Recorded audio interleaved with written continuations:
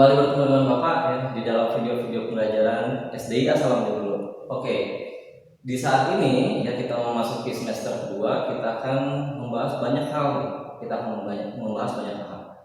Ya, salah satunya adalah untuk pertemuan kali ini kita akan membahas tentang bahasa Indonesia, teks eksplanasi.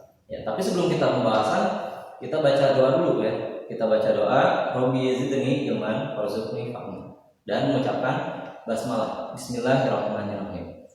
Oke, di pertemuan kali ini kita akan membahas teks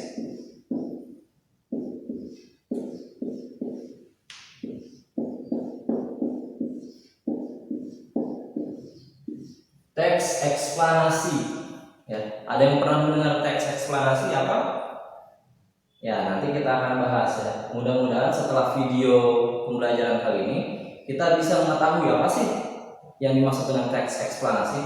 Ya, nah kita akan bahas sekarang. Yang dimaksud teks eksplanasi berarti di sini adalah karya tulis, ya, cara teks bentuknya. Dan eksplanasi ini bukan nama makanan, ya.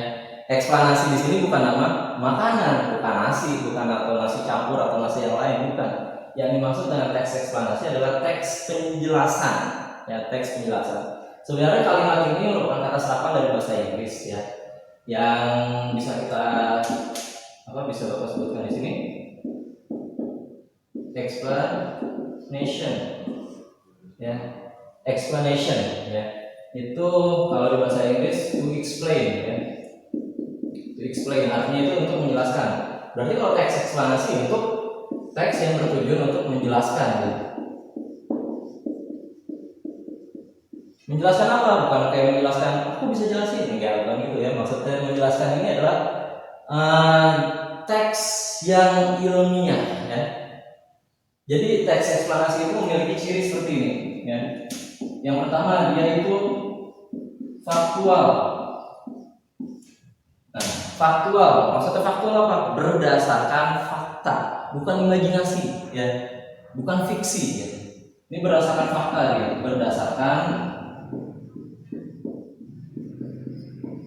fakta.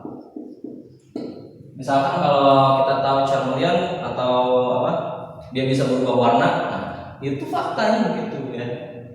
Bisa berubah warna kadal, gitu, ya. Beberapa kadal bisa berubah warna, dia menyamar. Nah, itu kan fakta, bukan bikinan, ya, bukan bikin-bikinan atau bukan editing, ya. Atau misalkan metamorfosis kupu-kupu atau metamorfosis pada serangga, ya, pada sebagian serangga, itu kan fakta karena memang dia berubah, ya, faktual, jadi nggak fiksi, ya. Itu bisa dilihat dengan mata kepala kita sendiri dan memang terjadi, gitu. Nah, itu faktual. Kemudian ciri teks eksplanasi, dia itu ilmiah. Ilmiah berarti harus memiliki data, ya. Memiliki data, ya, benar kejadian, ya.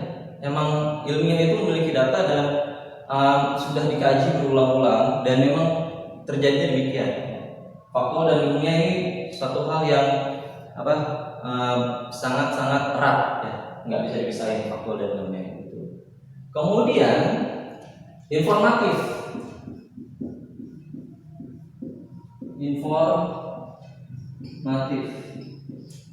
Maksudnya informatif apa? Jadi memberi kita informasi tentang satu hal, ya, memberi informasi baru,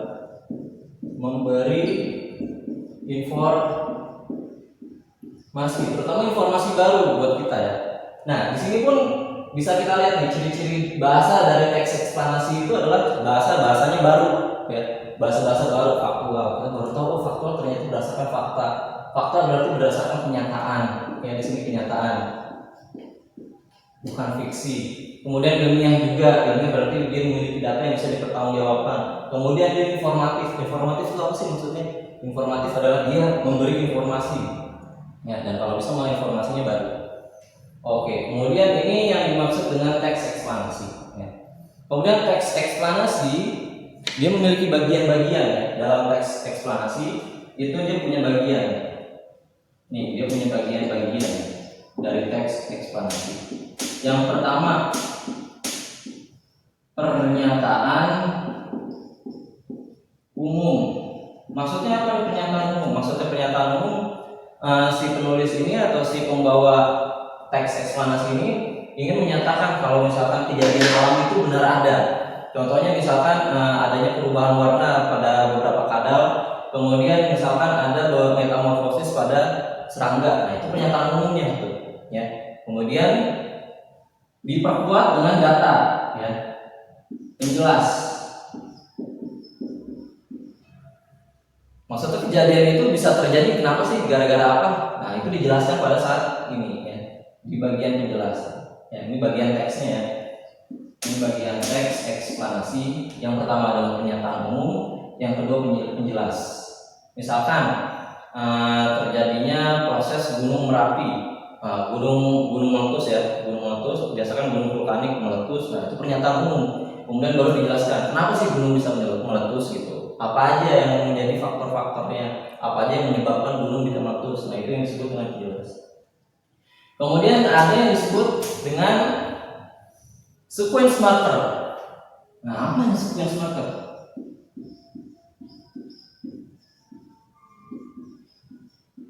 Sequence markers, maksudnya apa nih? Waduh, ini bahasa Inggris atau bahasa Indonesia sih? Nah, karena tadi Bapak kasih tahu di awal kalau paragraf teks eksplanasi itu memang sebenarnya sih didapatkan dari Inggris juga, ya. Maksudnya bukan dari Inggris, apa? Dari teks-teks bahasa Inggris juga. Maka di sini ada yang disebut dengan sequence marker, ya. Maksud sequence marker itu adalah tahapan, penanda tahapan. Misalkan kalau di sequence marker tuh kata-katanya kayak gini. Pertama ini misalkan gunung meletus itu terjadi karena pertama adanya dorongan dari perut bumi. Nah, itu pertama. Terus kedua, kemudian lahar perlahan-lahan naik. Nah, kemudian ketiga, nah, itu yang disebut dengan sequence marker di setiap paragrafnya. Jadi ada yang disebut dengan sequence marker, tahapan-tahapan, ya. Di sini kita bisa bilang sequence marker itu adalah tahapan. Oke, ini yang bisa kita bahas pada saat awal-awal bagian teks eksplanasi kali ini. Ya, mudah-mudahan bisa bermanfaat. Subhanallah wa bihamdik, asyhadu an la ilaha illa anta, astaghfiruka wa atubu ilaik. Wassalamualaikum warahmatullahi wabarakatuh.